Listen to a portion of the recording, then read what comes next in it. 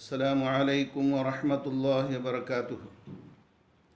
नहमदुहु व नुसल्ली अला रसूलिहिल करीम, अम्मा बाद। बिस्मिल्लाहिर रहमानिर रहीम। अन अबी हुरैरह रज़ियल्लाहु तआला अन्हु क़ाल क़ाल रसूलुल्लाहि सल्लल्लाहु अलैहि वसल्लम मन ज़रअहुल क़ैहु फ़लैसा अलैहि क़ज़ाउन व मन इस्तक़ा अमदन फ़लयक़ज़ी। रवाहु अबू दाऊद व तिरमिज़ी व अहमद व इब्न माजा। मोहतरम भाइयों और बुज़ुर्गों, मेरी माइयों और बहनों, प्यारे बच्चों, अल्हम्दुलिल्लाह आज हम दूसरे रोज़े से गुज़र रहे हैं। अल्लाह रब्बुल आलमीन का शुक्र एहसान है कि इसने हमें ये माह मुबारक अता फ़रमाया। अल्लाह ताला से दुआ है कि रब्बुल आलमीन हम सब के घरों में रहमत नादिल फ़रमाए और कोरोना जैसी बदतरीन वबा और बीमारी से महफूज फ़रमाए। आज के दर्स में वो कौन सी चीज़ें हैं जिनसे रोज़ा फासिद हो जाता है, बातिल हो जाता है, टूट जाता है और उस पर क़ज़ा लाजिम आती है। जो हदीस मैंने अबू दाऊद, तिरमिज़ी, मुस्नद अहमद, इब्न माजा की पढ़ी है, जिसके रावी हज़रत अबू हुरैरा रज़ियल्लाहु तआला अन्हु हैं, प्यारे नबी सल्लल्लाहु अलैहि वसल्लम ने फरमाया, जिस शख्स को ख़ुद ब खुद क़ै आ जाए उस पर क़ज़ा नहीं है।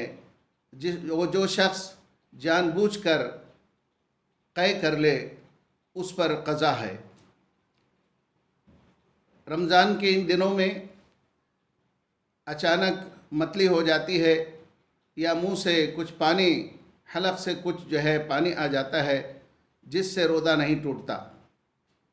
लेकिन अगर कोई आदमी उंगलियां डालकर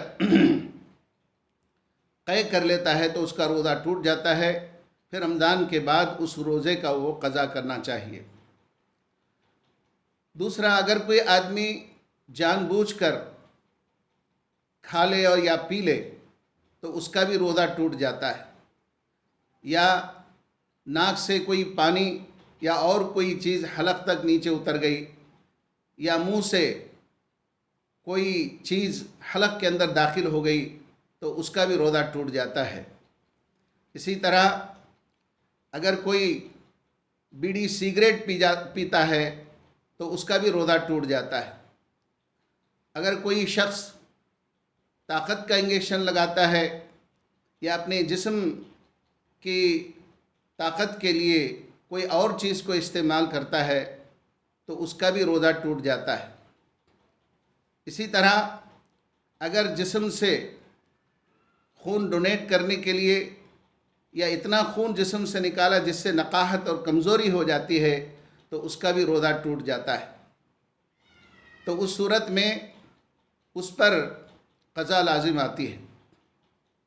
इसी तरह औरत के लिए हैज़ और निफास के दिनों के रोज़े भी उसके टूट जाते हैं और वो दूसरे दिनों में रोज़ा मुकम्मल कर ले।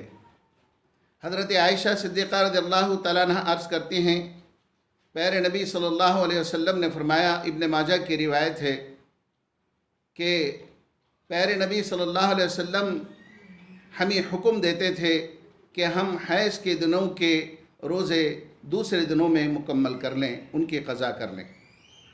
तो इसलिए औरत के उन मखसूस दिनों के, माहवारी के दिनों के रोज़े दूसरे दिनों में जल्द से जल्द मुकम्मल कर लेने चाहिए।